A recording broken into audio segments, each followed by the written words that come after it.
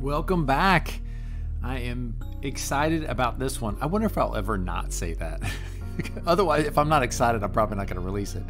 Well, this is with Mr. Dennis Mellen, and what a pleasure of a conversation that I had with Dennis because of his lengthy experience, not only in the Air Force, but also in his career as an airline pilot. And what I want you to pay attention to is the sudden shift in pivot and identity that he had at the age of 56 or 57, and didn't even, you don't anticipate anything that's a shock, and what he was able to do and accomplish, and just focus on we need more Garys in our life, because Gary really put Dennis on a different trajectory because he asked him a challenging question of what are you going to do next? And as you hear, Dennis will talk about squirming, but he also shares some real practical and tactical things that you can do in handling obstacles and handling emergencies that pop up. So without further ado, ladies and gentlemen, Mr. Dennis Mellen. It's not about the talent you have, but the mindset you bring to it. Kobe Bryant.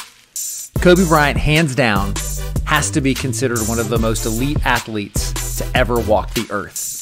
Why? Was it his athletic ability? Possibly.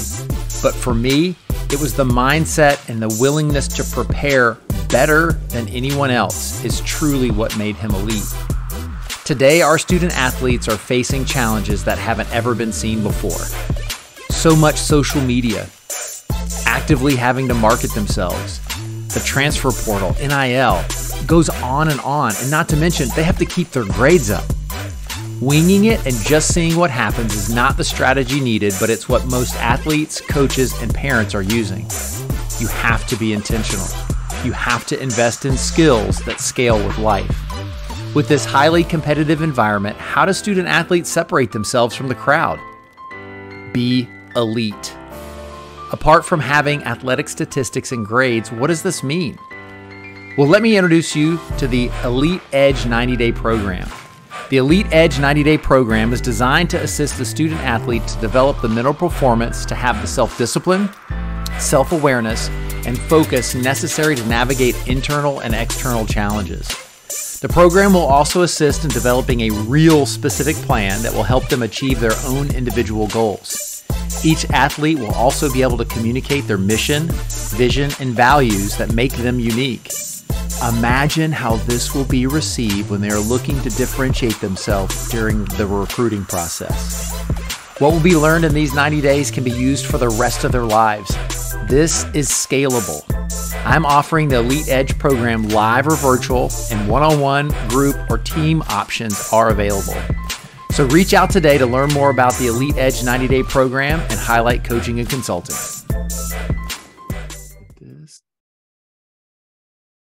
Here we go. It's always fun when I hear recording in progress because then we just get started.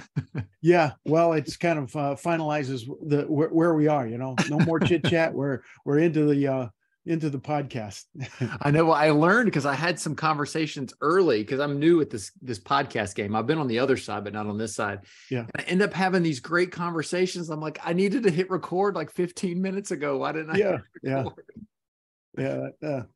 Well, Dennis, thank you. Yeah, you're welcome. I look forward to this opportunity. I've been looking forward to it for a couple of weeks now. So, yeah, what's really cool is, so probably not, but 5 or so years ago, I was completely averse to social media. I'd gotten off of Facebook, wasn't on Instagram, did a little bit here and there on LinkedIn because, at the time, LinkedIn was just to connect for, professional reasons. Yeah. But since then, I dove into social media and I dove into connecting with people, and it's been incredible, the connections that I've made, because that's how we met. Yeah. It was off of a simple post that I think you saw it and commented because I was talking about coaching veterans. We hopped on a phone call, had a good conversation, and here we sit today. Yeah, I know that it went through a couple of iterations where we went back and forth, and it even led to some other things too, which is good. Yeah, it's exciting. I love to see how things cross. Well, I like to, before we get started, I always like to ask some fun questions. Have you ever played Would You Rather? Yeah, it's been a while, but Okay. Well, these are good questions. These all are right, fun questions. all right. So would you rather freeze time or go back in time? Wow. Um, you know what? I think I'd rather freeze time so that you can be in the moment right now. Okay. We're going to end up profiling you. You're probably going to send this to Facebook, and I'll start getting advertisements for it. Exactly. Well, they're listening to us anyway, so I don't have to send them anything. Oh, yeah, that's true. I digress. It happens every time. I'll talk to my wife about something, and the next thing I know is the next 6 ads that pop up on social Yeah, media or whatever yeah. I just talked It's about. absolutely spooky, isn't it? I know. The weirdest one was my kids several years ago were singing about mayonnaise. I have no idea. I've Yeah, never Googled mayonnaise in my life. yeah. Next thing I know, in my feed was a Miracle Whip ad. Kid you not. Yeah. It's Well, crazy. Okay. So the next one, would you rather live without music or TV? oh, no, another kind of tough one. Scratching my head here. I think I think I'd rather live without the TV. Okay. Yeah. What kind of music do you like? Well, I'm uh, a rock and roll guy from the '70s, so Okay. rock and roll. The Rolling Stones are my absolute top favorite group. So What's really cool is my son's 14 and he's really getting into that late 70s, yeah, 80s yeah, rock. And so he knows 38 Special and Van Halen yeah, and Boston and all these. I was like, look at you having good taste in music. yeah. Well, I think they're starting to see that there's more complexity in some of the older stuff than there is in the new stuff, because it's all the new stuff seems to be monotonal and like putting beats in and then adding rap music and then adding their mandatory swear words in there. I guess I don't know. I agree. So the next one is live without coffee or tea. Definitely live without coffee. Oh, Not a big okay. coffee drinker. Yeah. I didn't think that. Okay. Well, that's All going to right. be a surprise when I one of my signature talks is about being a bean and spreading through the water to transform it into gourmet coffee, like a leader does it with a team. So it's kind of it's a joke with my wife, so she teases me about that. That's funny. Well, that's why Yeah. I asked the question, because I was looking and I saw that was one of your talks. I'm like, well, he's going to, of course, say live without tea. But tea does the same thing, right? Yeah, it does. It does. I don't know what Okay. it is about coffee. I'm not a big fan. No, I get it. My wife loves the smell of it, Yeah, but despises the taste of it. yeah. Well, I like it both, but that's all right. I We don't all think have options. I probably won't see any Starbucks ads on my social media now. So No, probably not. Okay. The last one. Would you rather have pizza or tacos? I think tacos. Yeah. Okay. Do you have a favorite type of taco? I like the shredded beef kind. And it may not be authentic Mexican, but I add all kinds of stuff to it. Yeah. No, that's great. Yeah. No, I love tacos. I'm got a chuck roast in the slow cooker right now making some barbacoa. I'll be right over. Come on. Yeah. Well, you know how to fly to get here. So Yeah. no, Dennis, that was great. Thank you so much. So for the listeners, Dennis is a husband, a father, retired Air Force Lieutenant Colonel, former airline pilot, speaker, author, coach, baseball coach, CEO of Full Throttle Leadership. I mean, you've lived an amazing life, and I know that you've got a lot more that you're wanting to accomplish moving forward. So, like we had talked about earlier, the Pathways to Greatness podcast, my vision for that is to show people how other people have gotten to where they are. And then also is that everybody defines greatness differently, and that there is no linear path to greatness. There's twists and turns, ups and downs. There's turbulent air, like how I did what I did there. Yeah. and just to not quit. That's my main focus and goal. And with all of your experiences, I know that you've got wonderful stories. So I'd love for you to take us back to, where your pathway to greatness started. But before you do that, how would you define greatness?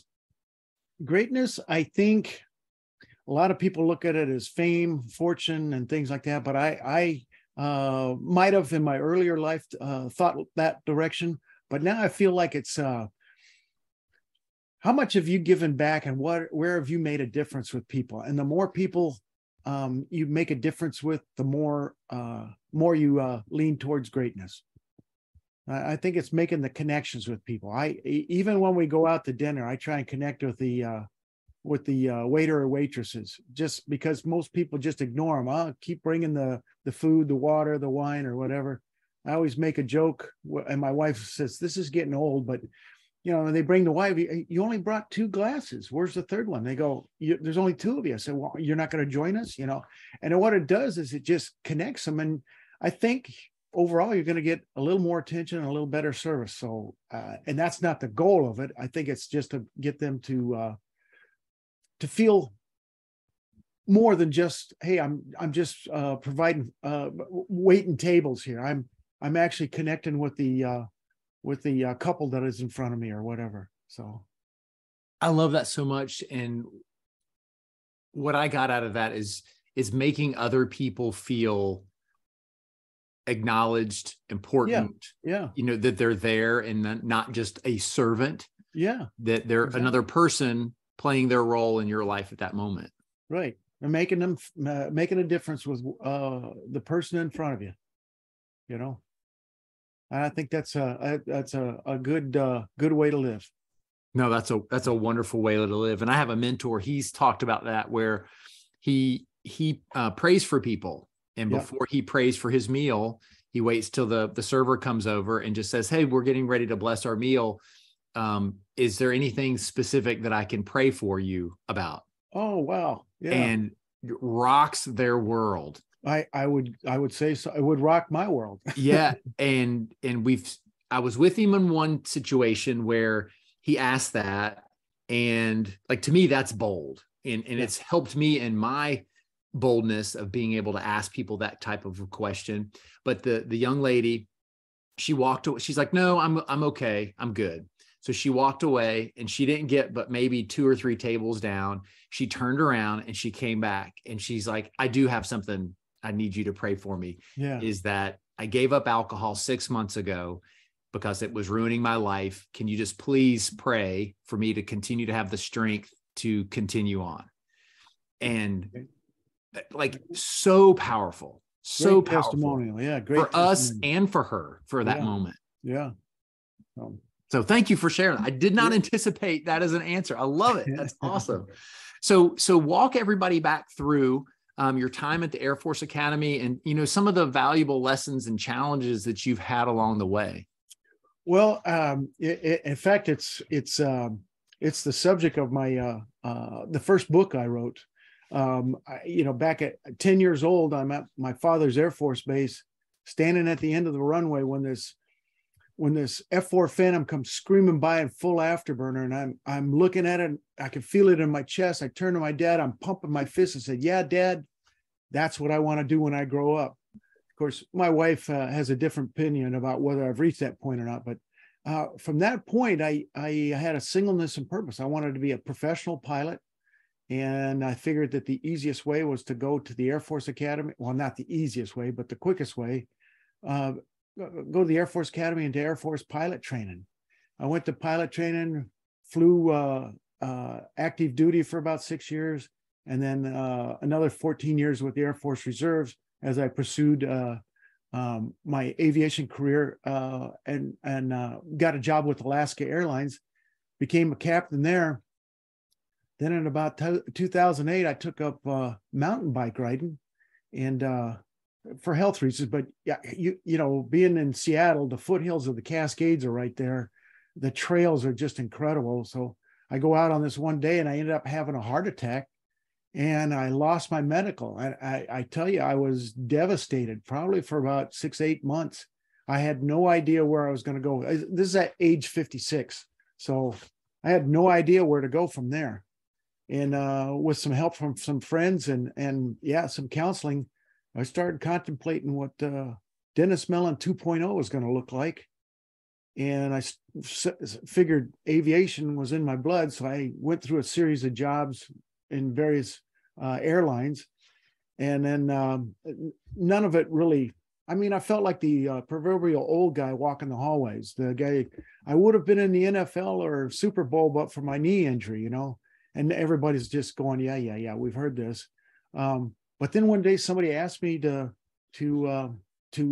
speak to their group. And I said, about what? And they said, well, you've got all those Air Force leadership schools. You headed up a pilot department of 650 pilots. You could talk about leadership. And then it was as if it was a message from above. There's, you know, the cloud separated, and here's this ray of sunshine on me. And so I started speaking and coaching on leadership, and then as well as volunteering at the local high school, coaching baseball. I'm starting my 11th year there. So yeah, and I tell you what, of all the things that I've done lately, that's the biggest. That's the one that's made the biggest difference with me. I love doing it.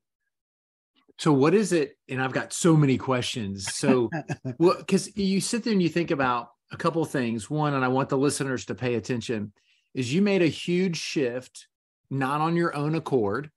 Like you would have continued to be a pilot until you retired at what, 56 or 57? 56. Yeah. So this is where some people are thinking, this is the end. This is where, you know, my life's work is potentially over. I've done all this work up until now. You went to a 2.0 and you made a shift to impact others that you didn't even know about. Yeah. Hadn't even considered it, right? Yeah. It's funny. I you know, one day I'm up cruising at 35,000 feet, looking down at Eugene, Oregon, and going, just kind of letting my mind, we're up at cruise. So I'm looking down, I'm going, I wonder what those people are thinking down there. And then I laughed. I said, they're pointing up at the airplane going, hey, I wonder what that guy's thinking up there, you know? But that was the day before the heart attack. And, you know, my life was kind of inverted. Most kids, as they reach 18, they're still trying to decide what they're going to do for the rest of their life. Go to college, go to trade school, start a business, whatever, go in the military, whatever. Well, I didn't have that. I knew what I wanted to do from age 10. And now at age 56, I'm like the proverbial 18-year-old looking at my life going, now what do I do? And I'm old. So, you know, I'm in that area where we're only going to have him for like 6 or 8 years, maybe. Should we hire him or hire somebody else? And I don't care what anybody says about age discrimination. That's in back of everybody's mind when you start getting late 50s, early 60s, you know. But I felt like I still had something to contribute. So it was a struggle for a few years till I started in this. What I'm doing right now is gotten me, the juice is going. It's gotten me excited again. It's got where I have a purpose, where I feel like I'm making a difference with, like I said earlier, making a difference with people I meet one person at a time, you know? Yeah. And it's so amazing when you sit there and you hear like what you said about age discrimination, and it does exist regardless of what people may say. Or what the laws say, you know, there's ways of getting around that. But. Right. And I love talking to people who have more life experiences than I do. And to me, it's not always age specific, but being older, you get to experience more of life. And for people to not want to tap into that knowledge and that awareness is, I mean, it frustrates me because, you know, again, having this conversation with you is wonderful because of the, you know, the additional time on the earth that you've had. I mean, I turn 50 next week. Yeah. So, you know, for me, that if I'm able to pour into somebody who's 35, who thinks they're old, I'm like, well, you're not old. 35 is not old. Well, And to me now, I look at 50's not old. I got another 50 years to do more than I did in the first 50. I'm just getting started. Yeah, exactly. I mean, I just recently turned 70. So it's like, I know that I'm well past, well, in aviation, there's a go, no go speed when you take off. Okay. So if something happens before that speed, you stop the airplane, and after that you take off. And I know I'm right there at what we call V1, trying to I'm making a decision to just continue on. I don't want to, I don't want to be I'm not retiring to Geezerville, in the Barker Lounger with a remote and a cool drink yet. I think I still have things to contribute. Yeah, you could do that on the weekends. Yeah. Well, and I love that you just said that you know that you have more to contribute, because to me, that would be a disservice to your community and to the other people of the world, is if you're not sharing the wisdom that you've gained, the experiences that you've had to help enrich their life to do more and be more. Yeah. Well, my mom's 91. Really, school-wise, she doesn't have the sheepskins and the degrees and everything, but really a smart lady, very clever. She's still driving. She does all kinds of sewing and she cannot stay away from people. She has her moments of solitude, don't get me wrong, but she is, well, the type of person, the last time we went and met up with her, as we walk in the door, she's got Jello shots. I mean, come on, let's party, See what you got. You got 21 more years for that. but sitting down and talking with her, you start realizing how much things have changed since 1931. She grew up in Oklahoma and ended up moving to California. I mean, she's the proverbial Okie, but don't tell her I said that. She doesn't like that term, but she's the proverbial Okie, and trying to make ends meet. Stories come up where she talks about they didn't have bathtubs like we have. They have those old basins that you pour hot water off the stove on. Just little things like that we don't really appreciate that they've experienced. And to be able to sit down and talk with her it lets you know where you came from, And I think a lot of people miss out on that. They're not looking back at history to see where we came from. They're looking at from the perspective of right now. But right now has been affected by all the things that have happened previously. So if you're coaching somebody, an individual, and they're stuck on where to go and like what's next, how do you help them see what you just shared? Well, one of the things is sitting down and making them define what their mission in life is, what their purpose is. And if they don't have that, that's when they creep over to the Geezerville side, watching Matlock and NYPD Blues and things like that. But if he can find that purpose, and a lot of times they get isolated, and they need somebody to come and start pushing them towards that purpose. At age 50, that where you are right now, I don't know if you have another job or whatever, but obviously this is where you're going to pivot once you decide to retire from another job. So you have your purpose. And what I do is make them define what their purpose is. And even, and to think big, think big, not, I think, was it you that just posted this? I did. You got to think big about, I want 1 million viewers, or I want a million podcasters listening to my presentation. And that's the primary thing. You have to have a mission before you can start moving forward. Whether it's helping people, whether it's accumulating wealth, whether it's accumulating viewers.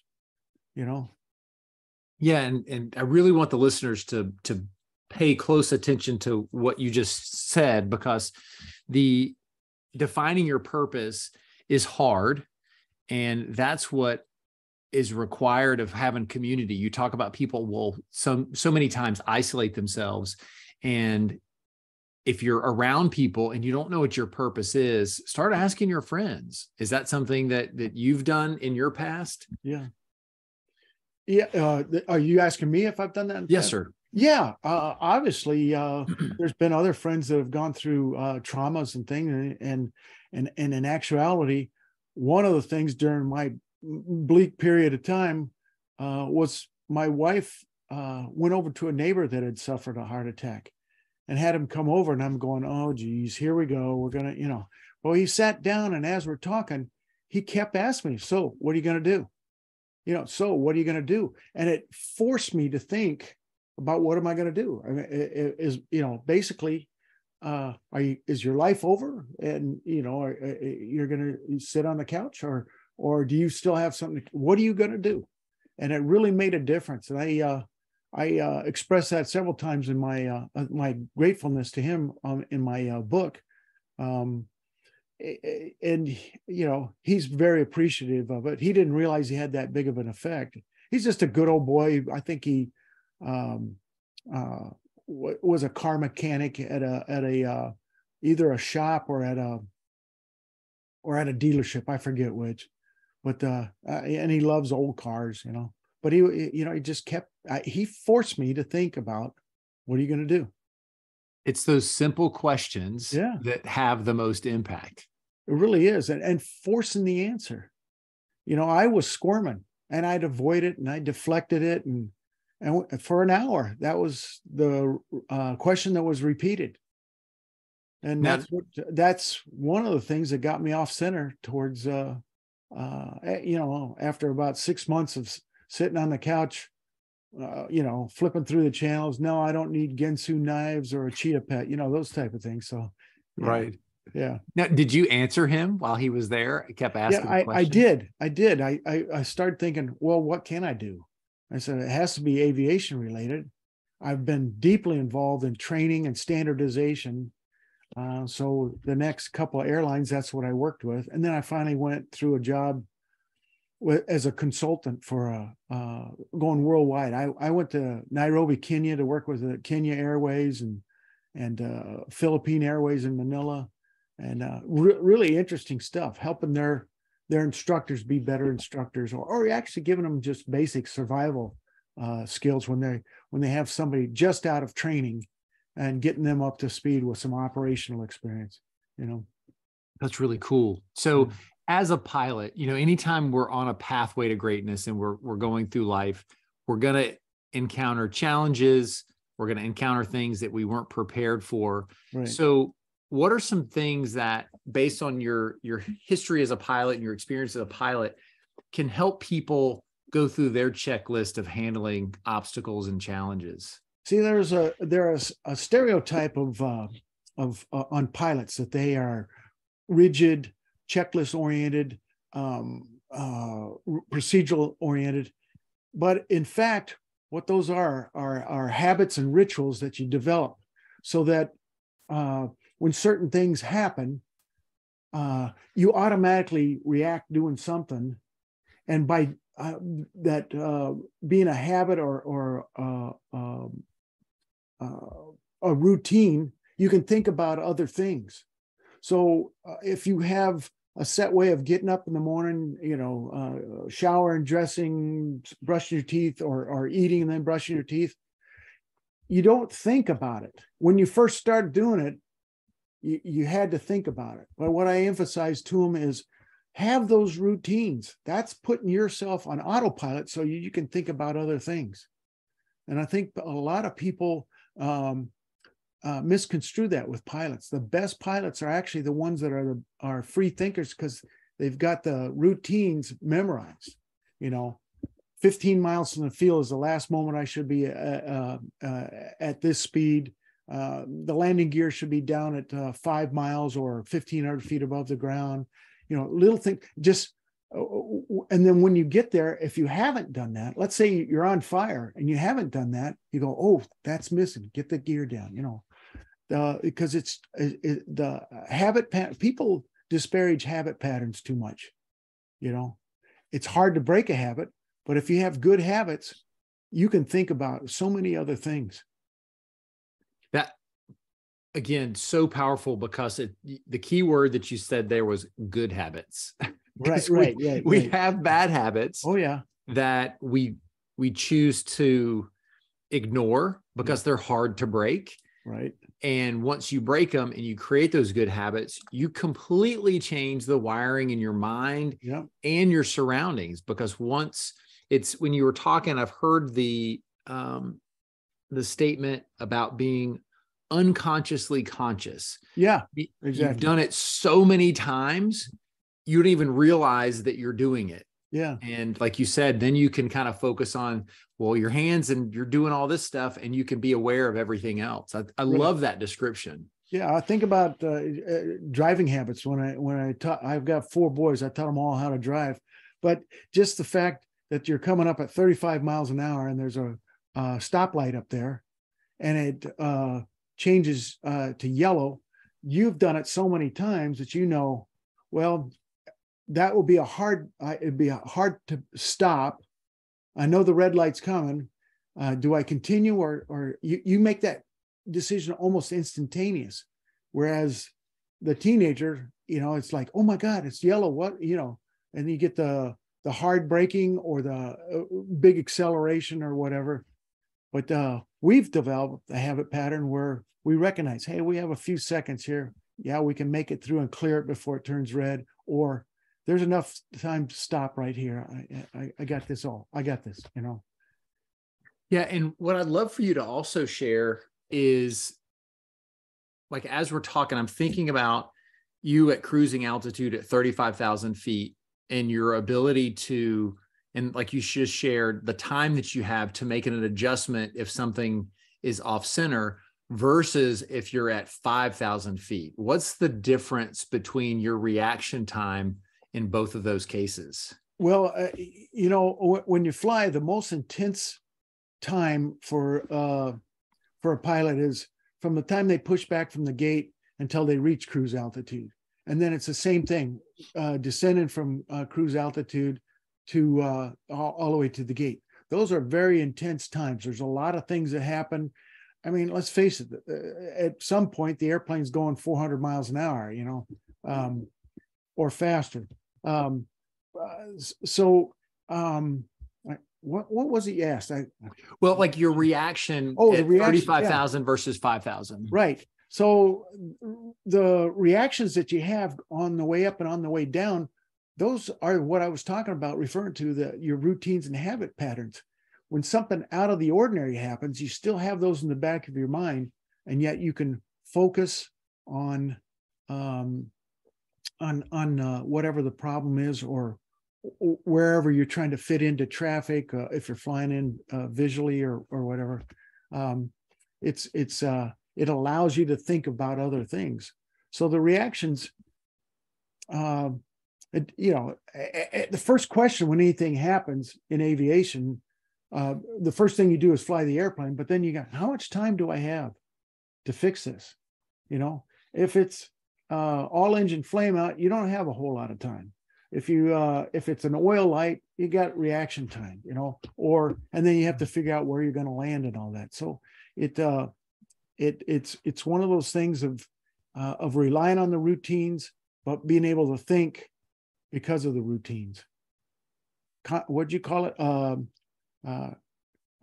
Unconscious consciousness, or did I? Yeah, unconsciously conscious. Yeah, there you go. There you go.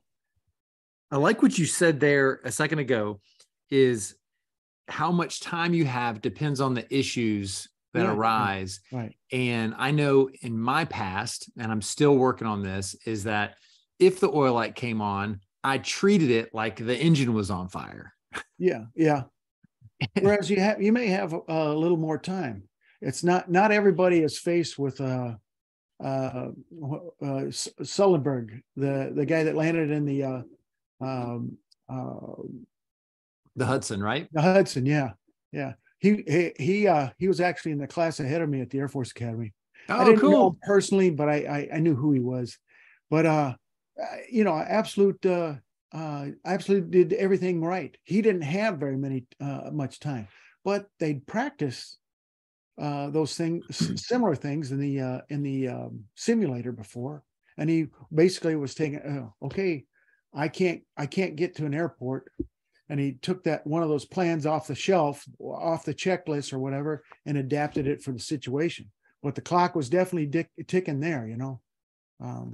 He was under an extreme time constraint, and ended up being successful with it.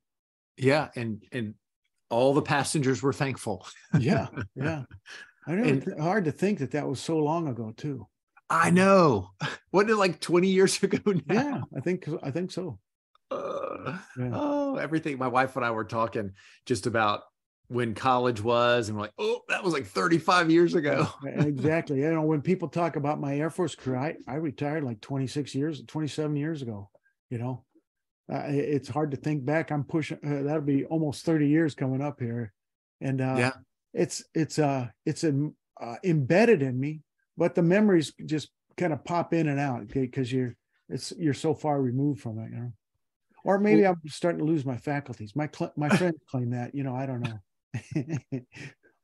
I think you're still with it. You're with all it. Right. Well, one of the things that you shared that, again, I just want to bring all these nuggets back to the listeners' attention, as you were talking about being able to navigate obstacles as they come your way. Right. And I know when I've worked with people before, and even myself, a big aha was I would make goals. I would set goals. So that's, okay, I want to take the plane off and I want to land the plane. Yeah. But I never started to think about and anticipate the obstacles that I may encounter along the way. So I was never prepared when I had an engine flame out. So I just completely would lose it. And as I've gotten older, to your example that you shared, is I've started to think and prepare for some of the obstacles that may pop up. How does that relate to how you coach and teach people? Well, from a positive leadership side, I try to get them to realize that, well, I can use that coffee bean. Business is this roiling, boiling pot of water. You know, the competition, the volatility, the uncertainty. You're not going to change that. That's always going to be there. But you can start influencing it. So the way I look at it is, don't look at them as obstacles. Don't look at them as things that are impossible to deal with. Look at it. Where's the opportunity there? You know, perfect example. My brother-in-law's a professional musician. He plays the violin. He's played for Chicago Symphony, all kinds of accolades there. But one of his main things is playing in front of audiences.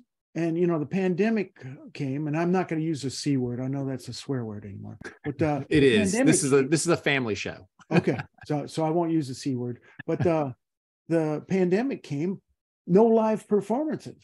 Now, he could have just thrown his hands up and gone, no, that's it. I'm done, you know.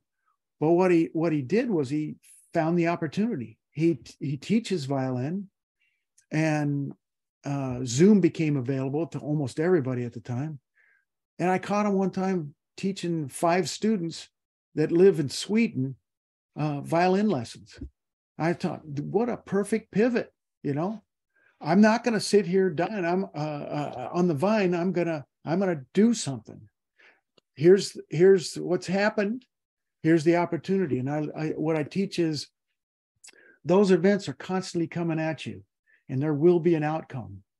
What you do as a leader or as a person to alter, change, or affect that outcome makes the difference. Because if you don't do anything, there's still an outcome. And what happens, especially in business, negativity will fill that gap. Mm-hmm. So, you know, we tried that before. That's a stupid idea. You know, all those things. It's creating the atmosphere where we're all in this together. What's the opportunity, and how can we change the outcome? You know, that's so important to leaders, to people. That's exactly the thing I went through after my heart attack. Hey, you can't fly anymore. I'm not going to kid you. I was completely devastated, because it was like one day I'm flying, and next day I can't fly ever again. It was like a guillotine, you know, division there. It wasn't gradual. It wasn't, you know, maybe I'll retire at age 60, or maybe I'll retire at age 65. I haven't decided. it was, you're done, that final. It was hard to contemplate. Was it an identity issue that you had just identified as, I'm a pilot, this is what I do and who I am? Is that what was challenging? Yeah. I think at the time it might've been, because I didn't think about doing anything else. I mean, I helped coach baseball with my kids and did outside activities, volunteered with the school district on some committees and things like that. But it was, I loved being a pilot. I loved flying. Yeah, there were times when it was really a chore, but I loved flying, and I couldn't contemplate doing anything else. I was going to do that probably until I retired at age 65. But it didn't work out that way. Yeah. Well, thankful for everybody that you've been able to reach out to, because again, it was that you were that unaware pivot to use the gifts that you were given and to share that wisdom and knowledge. And that happens so many times on people's pathways, is they go down a path they don't even know existed. But how beautiful it is when you start to go down that uncharted path that you haven't taken, somebody else may have taken, and imagine the beauty that lays around the corner. Yeah, I hadn't contemplated anything else. Usually as you approach retirement, you're going, what am I going to do? Am I going to get the camper, Winnebago, and start going fishing, or play more golf? Or am I still going to try and make a difference? And that's kind of, and I feel bad that I wasted some 8 months in there. I feeling sorry for myself, thinking that everything's over. That neighbor, really, Gary Todd's his name, and thank goodness he got me. It's the epitome of being a coach. Yeah, what that happened now? What are you going to do? Same thing in business. My business is failing. Yeah, what are you going to do? Sit there and let it happen, or are you going to try and look for the opportunity there? We need more Garys. Yeah. We do. And because he wasn't willing to let you just sit on the couch. No, he was making me squirm, and I think that's the idea of coaches aren't supposed to be your buddies. If you happen to be buddies, great, but they're there to push you, hold you accountable, to improve your performance. Exactly. Well, I don't want to forget about the big thing that you said earlier about your time in the past 11 years as a volunteer coach at the high school, that's had some of the most effect that you've seen on yourself and maybe others. But I'd love for you to dive into that a little bit more and share with the listeners, what do you mean by that? Well, there's a Billy Graham quote. He says, coaches will affect more people in a year than most people will in a lifetime. And I so much agree with that, because baseball is a brutal sport. I mean, how many businesses do you know that you can fail 70% of the time? And in baseball, if you're a batter and can fail 70% or less, you're going to be in the Hall of Fame. That's a 300 hitter. So what I feel is been the most significant thing is helping these players learn how to handle adversity, learn how to handle failure. And I use a philosophy of WIN, which spells win, but it's what's important next, or what's important now. Deal with this pitch, one pitch at a time. Not, oh man, I struck out last time, or I hope he's not going to throw a bunch of curveballs to me because I can't handle them. No, you deal with what's happening right there. And if you can win this pitch and then the next one and the next one, you'll be successful. But you have to keep plugging away. Here, I'll use an example I talk about. If I have somebody I'm talking to up here in Chicago, say, hey, if we're going down to Disney World, we can go through Nashville, Memphis, or Knoxville, and they're all going to lead there. Some of them are going to be shorter routes, longer routes, But as long as we keep that goal in mind of getting to Disney World, all we have to do while we're driving is take care of the next 200 feet. And once we take care of that, take care of the next 200 feet. It's almost like driving at night, how far your headlights go. You're not thinking past the headlights. You're dealing with what's there in the headlights. So take it 200 feet at a time, one step at a time, one pitch at a time. I sound like a cheerleader here. I love it. Well, and I just thought of, and I can see it in my head, that the name of your next book is Don't Think Past the Headlights. Oh, I like that. I have to remember that. Yeah. You can have it. You can have it. But I love the visual. And so as soon as you said that, I saw the cover of your book, and I just saw that's that distance that we need to focus on. So I'm teaching my son how to drive. So it's almost a difference that if you're looking too close in front of you, you're having to turn the wheel a ton. Yeah. But if you look further ahead, then you can take a more of a gradual turn. Yeah. And then I love the baseball analogy as well, because if you're thinking about the next pitch, you're 100% going to strike out on the pitch that's coming your way. Right. Yeah. And it goes to, we can use a Top Gun analogy, here you are, Maverick flying and everything. You have to be situationally aware. You want your survival. You can't panic, but you have to, in your mind, be able to picture how things are going. This guy's chasing me. He's got a wingman over here. If I turn in the wrong direction, I'm going to be right in his gun sights. How do I get out of this? Or how do I get behind them and start and take them out? It's being situationally aware, knowing that the goal is we're going to drop bombs here, or we want to clear this area of enemy fighters or something. It's keeping that whole picture. And what happens? We have airborne radars that help them with that situational awareness. And we have other airplanes. And maybe we have data that's being transferred directly to your airplane to help you interpret it. But you're keeping a picture of how everything is developing around you so that you can react.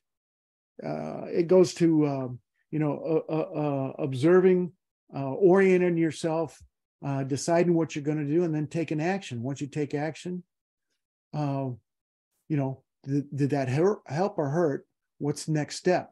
You go right back to the observation, and then orient, and then decide and act again. That's awesome. No, well, Dennis, what would you say are some things that you'd like to leave the listeners with? I think the whole idea of taking care of the next pitch, the next 200 feet for one, keep your goal in mind.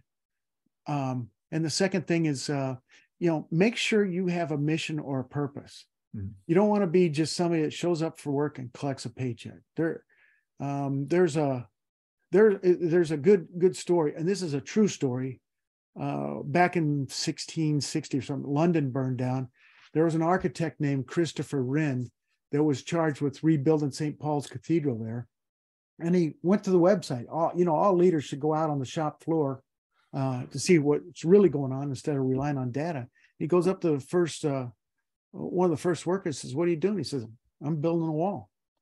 And he goes up to the second guy and asks the same question. And the guy says, "Well, I'm collecting a paycheck so I can feed my family." And he goes up to the third guy, and the third guy stops everything, gets a big smile on his face. "I'm building a cathedral, and it's going to house 800 parishioners and homeless people during the week. Now, who do you want working for you?" The inspired worker, that guy or that lady that feels like I get to go to work instead of I have to go to work, And your job as a leader is to change that everybody, or keep everybody as I get to go to work. How excited are you to go to work? Well, if you're not excited, then maybe maybe it's not in your mission statement. Maybe it's not your purpose. You're collecting a paycheck, So yeah, I'll leave that with that. So that was a long story short. That was wonderful. I love it. Yeah. And again, I could just see that last individual talking about the cathedral. We need more people thinking like that. And there's times when cathedral builder. Yeah. Yeah. And then there's another one too that's very similar with John F. Kennedy visiting NASA back in the 60s. And he goes and tours everything, but he goes up to one of the janitors, "Hey, how you doing?" Introduced himself. "So what do you do here?" He says, "I'm putting a man on the moon." And all he's doing is mopping the floors, but he's doing his part and he has a purpose. Those are those are great stories to validate making sure that you have your purpose in mind. And it's those people, and I hate to interject, but it's such a great example and story. It's those people I want to be around. Like, I want to be around that guy that is quote unquote simply just mopping the floor, but has the vision because he has a joy that he gets to come to work every day. The cathedral builder that's building I'm part of this cathedral. man to the moon mission here. Yeah. And I think that as leaders, whether we're leaders in our home, leaders at work, leaders in our community, if we don't feel that way, how can we even begin to motivate people and inspire people to have that attitude? So it's a hard look in the mirror that we all have to take. Yeah. So, well, Dennis, how can people find you? Well, my website is www.fullthrottleLeadership.com. Powering teams to peak performance. If they are interested in the rest of the story, you can go to www.takesmorethanheart.com. That's the name of the book, Takes More Than Heart. It's available on Amazon too, if anybody wants to do that. And I tell people if they buy my book and do a testimonial, I'll give them the crayons and stickers that go with it. I love it. I haven't heard that one, but I might have to steal it. Yeah. No, that's awesome. Well, I'll make sure that I get all of that from you, and we'll put it in the show notes so people can easily click on that button and go find the link and be able to buy your book, find out more about you. Dennis, I'm looking forward to learning a lot from you in the future, and that this won't be the last time we have a conversation. Okay. Well, I appreciate the opportunity, and thanks so much. All right. Appreciate it.